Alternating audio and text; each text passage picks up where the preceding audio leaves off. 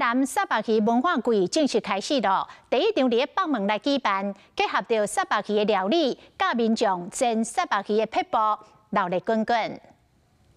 2024台南沙巴鱼文化季的系列活动，伫北门区拍头阵。 伫水田教堂办沙巴鱼节，送出好料的，互现场乡亲享受沙巴鱼的好滋味。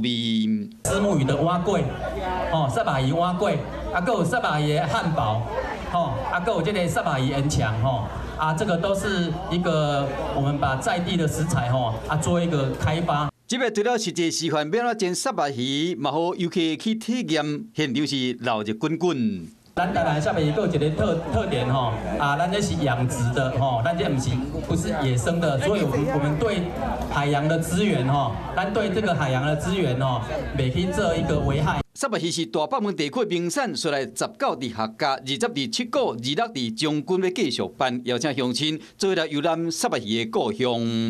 Hello， 我是雷亚。想要抢先掌握最及时的新闻资讯吗？赶快订阅、按赞、开启小铃铛，锁定华视新闻 YouTube 频道。